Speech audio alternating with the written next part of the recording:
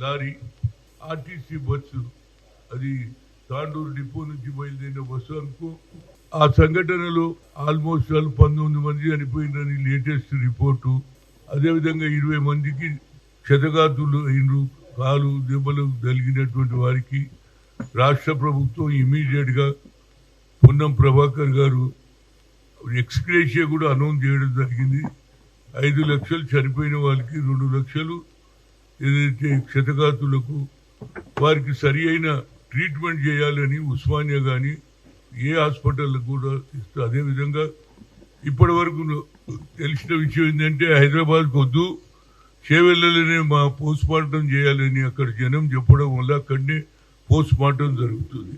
ఈ దుర్ఘటన మొన్ననే జరిగినటువంటి కర్నూలు దగ్గర సంఘటన కానీ ఎక్కడ చూసినా ఈ యాక్సిడెంట్స్ కు ఎక్కువ అవుతున్నది. ఎందుకంటే ఏదైతే ట్రాన్స్పోర్ట్ మినిస్టర్ ఉన్నారో వారికి నా రిక్వెస్ట్ ఏంటంటే ఇది హైవే మొదలైంది ఎప్పుడో, ఇంకా మెల్లమెల్లగా నడక నడుస్తుంది కాబట్టి సింగిల్ రోడ్ లో ఇలాంటి సంఘటనలు జరుగుతున్నది. దాన్ని నితిన్ గడ్కరీ గారు ఇమీడియట్ గా ఎక్కువ ప్రతిపాదిక తీసుకొని ఈ రోడ్లు బాగు చేస్తే, ఎందుకంటే చేవెళ్ళకు ఇప్పుడు రూట్ చాలా పెద్దగా అయిపోయింది. ఇంతకుముందు అంటే ఊరు పోకపోతే అక్కడనే ఫామ్ హౌస్లు అవుతున్నాయి, అక్కడనే ఇండ్లు డెవలప్మెంట్ జరుగుతుంది. కాబట్టి ఈ యాక్సిడెంట్ సింగిల్ రోడ్ లో జరుగుతుంది కాబట్టి దీన్ని ఎక్కువగా స్పీడ్ గా ఇది పూర్తి చేస్తే, 4 లైన్ చేస్తే కొద్దిగా ఏది యాక్సిడెంట్లు తక్కువ జరుగుతుంది. ఎవరి దారి వాళ్ళు పోతారు. అపోజిట్ రావడం వల్ల ఈ సంఘటన జరిగింది. దీనికి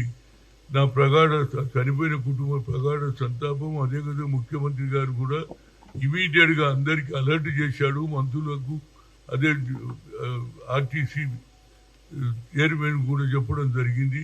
ఏదైనా ఈ సంఘటన ఇలాంటివి రోడ్ల మీద ఎక్కువ మంది యాక్సిడెంట్లు జరుగుతున్నాయి కాబట్టి హైవేను ఏదైతే అప్పుడే 6 లైన్లు చేసినట్టు అయిపోతుండే, మొదలు 2 లైన్ ఉంటే ఇప్పుడు దాన్ని 4 అంటున్నాం, మళ్ళీ 4 తర్వాత మళ్ళీ 2 అంటారు. కనుక హైవే ఎక్కడ జనాభా పెరుగుతుందో అక్కడ హైవేలు 6 లైన్స్ ఇప్పుడు విజయవాడ కూడా ఇప్పుడు 6 లైన్స్ చేస్తున్నారు. ఇంతకుముందు 4 ఉండే, ఇప్పుడు మళ్ళీ 6 చేస్తారు, 2 పెంచుతున్నారు.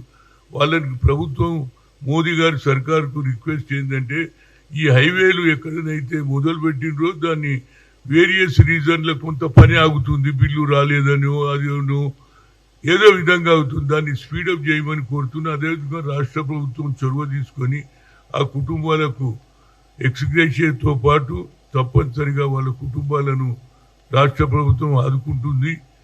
ఈ సంఘటనను నేను దిగ్భ్రాంతి, అదేవిధంగా భగవంతుడు ఏదైతే వారి కుటుంబ సభ్యులకు ఆయురారోగ్యాలు ఇవ్వాలని అదేవిధంగా నా ప్రగాఢ సంతాపం తెలియజేస్తున్నా.